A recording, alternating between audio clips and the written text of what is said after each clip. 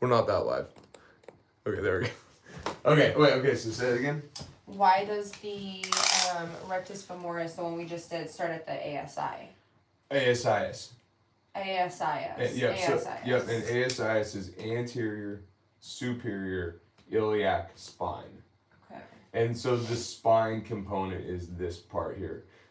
You're saying why does it start here though? Mm-hmm. That's a good question. Does that, like, do you understand why I'm asking? I'm not. Okay. Explain that to me. I'm asking because when I think of, like, the rectus, I don't think that it would start from here.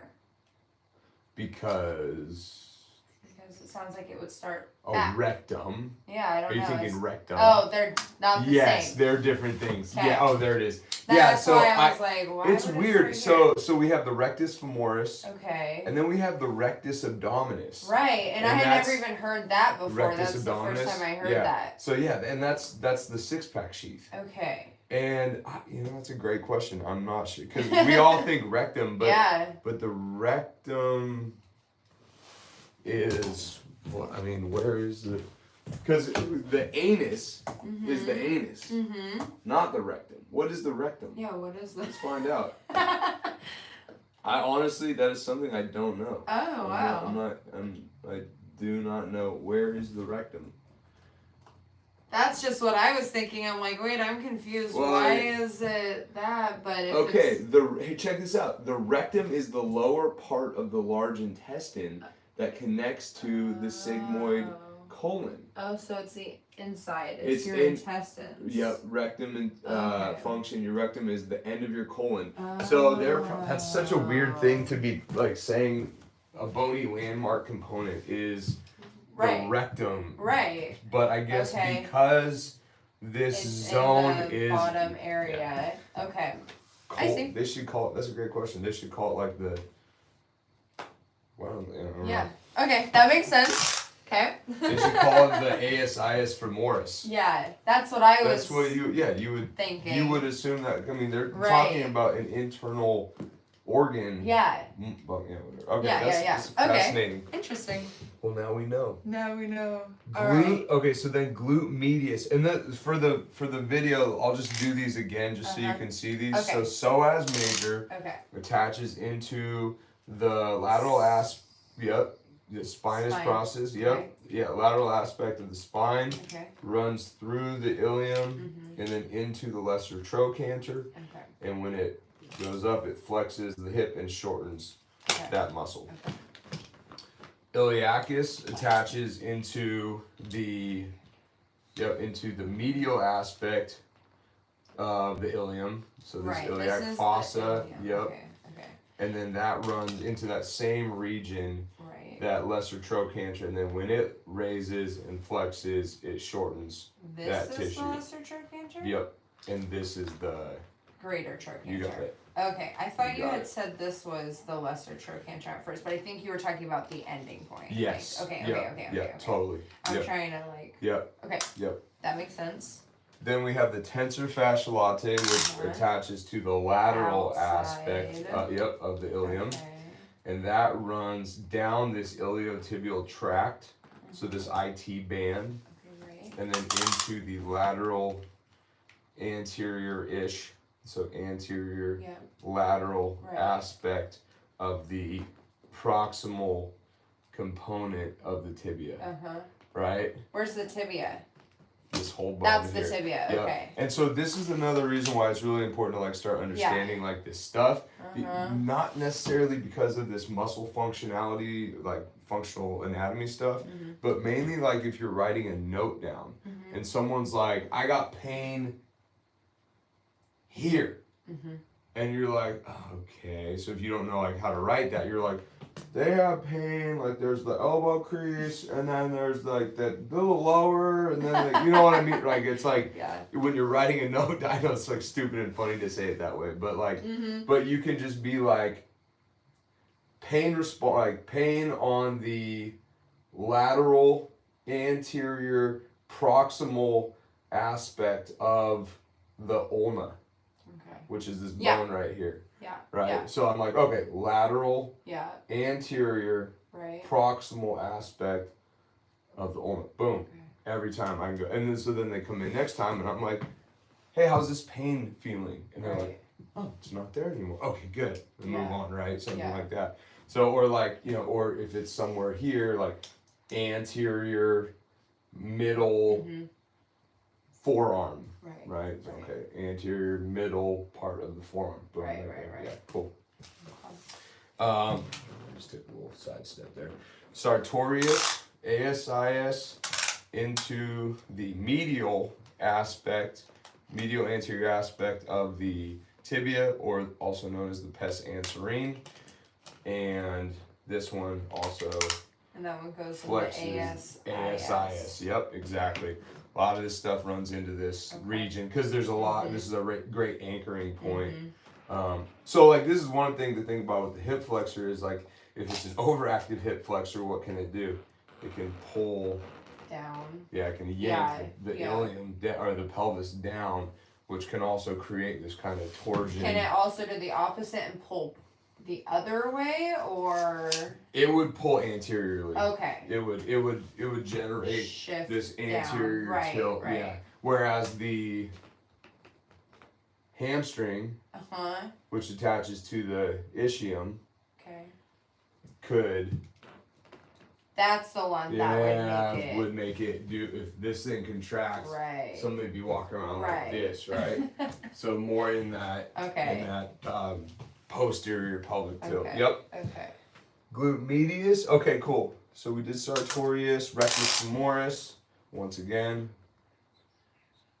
And press over the. And inside we just said it. No, I can't remember. This is the patella. And then this is the patella tendon. Right. And then this is your tibial tuberosity. There we go. Tibial tuberosity right there. Yep. And what do you know? It flexes the hip. Cool. Yep. So something to think about with this one is this doesn't just flex the hip, but it also eccentrically or plyometrically controls the knee going from extension to flexion. So so this is the thing, like if someone has a knee flexion issue, like Bob, the guy that I'm working with right now, one thing that we found is yes, he has a knee flexion issue, but when we cleared his knee flexion control issue, he was still having a knee flexion issue, and it was because we weren't able to, or we initially didn't educate his system on how to control a quadricep tissue to lengthen. So we have to understand that it's not just about the shortening muscles in the system, it's also about conditioning this thing to be able to lengthen and control the joint into a lengthening position too. What I mean by that is like, let me get your arm for example. So like if the wrist flexes and like there's an issue with this flexion stuff, you can train someone to work flexion, so work your wrist, like so start flexing like that. So right, you can feel like the stuff on the bottom of the arm flexing the wrist, right? You feel some of that? Yeah, I know what you mean. Right? Okay. It's like this stuff here should be kicking on. Yeah. But then we looked at it and I was like, oh man, there's still like a limitation in flexion. And the reason was because this stuff wasn't lengthening. And so what we did was trained his system, push here, push up here, and now let's slowly go down together. We were training that stuff. Because that's on the top now. You got it. So it's not just about that shortening tissue. Right. It's about both sides of that joint. I see. Yeah. This is the beauty of this MSS stuff is, we're talking about the whole complex, which controls the joint. Whereas some other things that I've gone through, it was all about the shortening muscle, not just about the lengthening muscle. Right. You need to be able to use your delt to lower your arm, right? Not just do a delt raise. Right. We need the plyo or the eccentric component of that too. Okay. Yep. Okay. Why did I get there? Oh, plyometrically controlling the knee and the patella. Glute med. So this is the anterior fibers. So the glute med runs. It's the same kind of lateral aspect of the ilium here, and then that runs into the greater trochanter on the lateral side. So this one, from a hierarchy standpoint, isn't as great of a hip flexor, but you can see it still hip flexes. Yeah. So it just doesn't have as much leverage as something like a rectus femoris, right? Doesn't have as much pull, but it still does this hip flexy stuff. You can see it shortens there. Right. And then you can also see it abducts the leg too, which is why we're talking, when we do the side booty exercises, we're working on that glute medius. I see. And then glute minimus is in the same general ballpark. It's a little bit more deep on that lateral aspect, but again, exactly. Again, it still does some hip flexion, just not doesn't have a ton of mechanical advantage there. And then adductor longus, so that attaches into the pubic bone. And it runs, I believe the adductor longus runs into the, what is it? I think it's into the femur. Let me check, man. It's been a while with these guys. Vastus. And this is the cool thing, right? You can bounce. You can go, okay, there's hamstring, adductor group. Here we go. Adductor brevis, magnus. Where's our longest? Pectineus.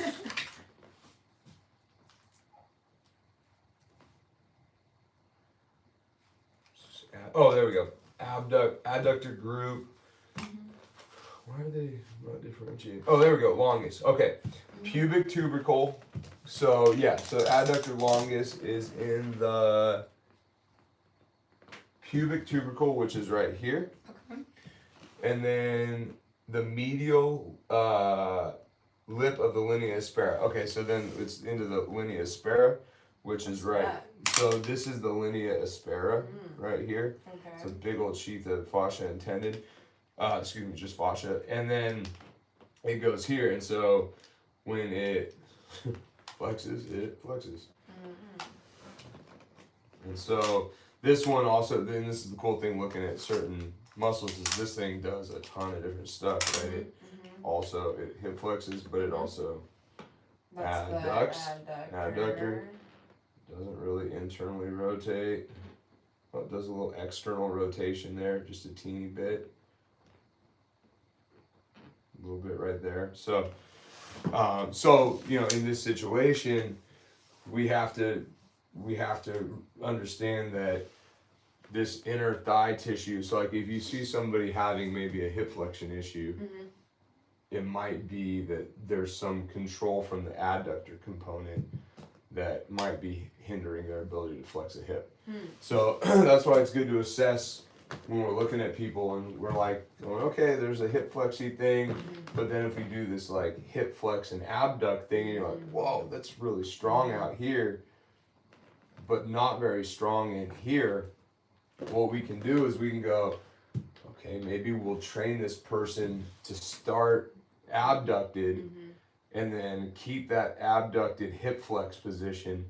And then, okay, now I want you to drive adduction. So we're taking them from a place where they have pretty good control and leveraging that good control and then moving them into a place where it's a little bit more challenging to work.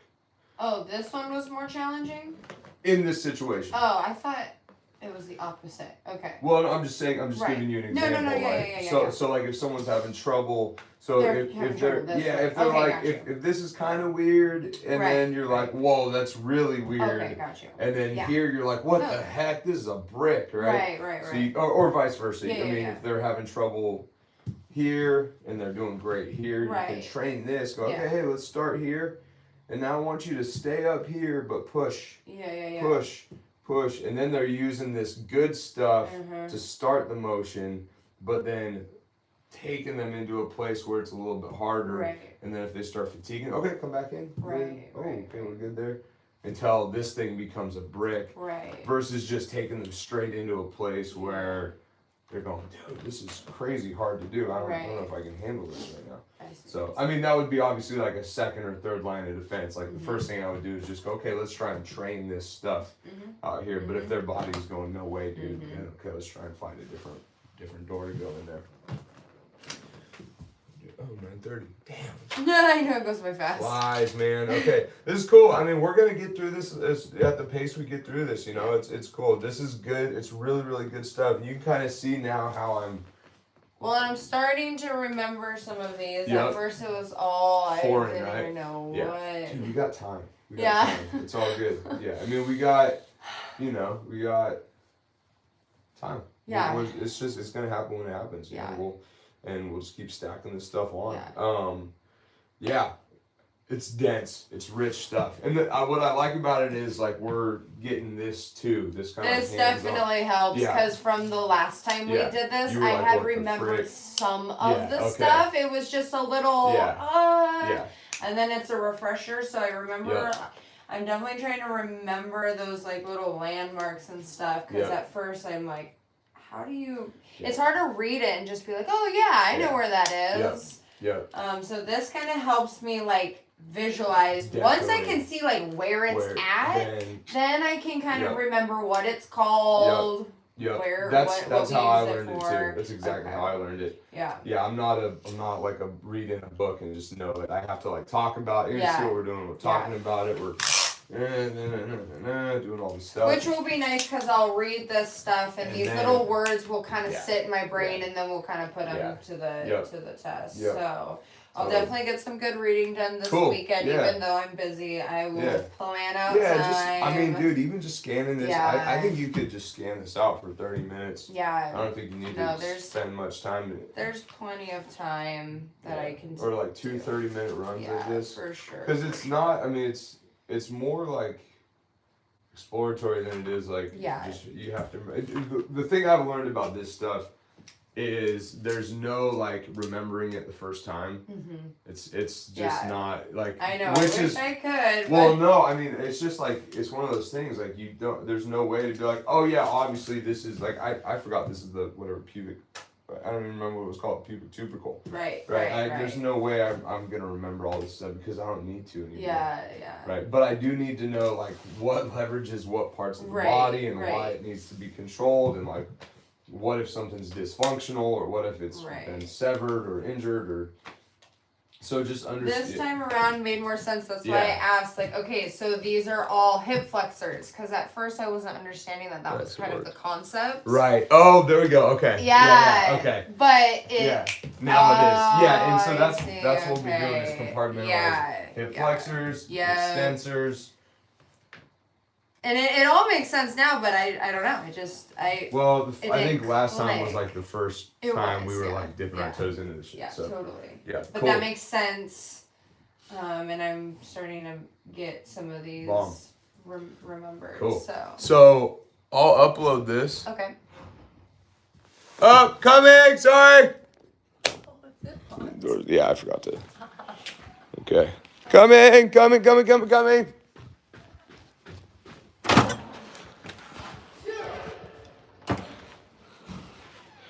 Hi. How's it going? I'm trying to figure out how to turn off this thing. Start poll. He's not here. Are you sure you want to stop streaming?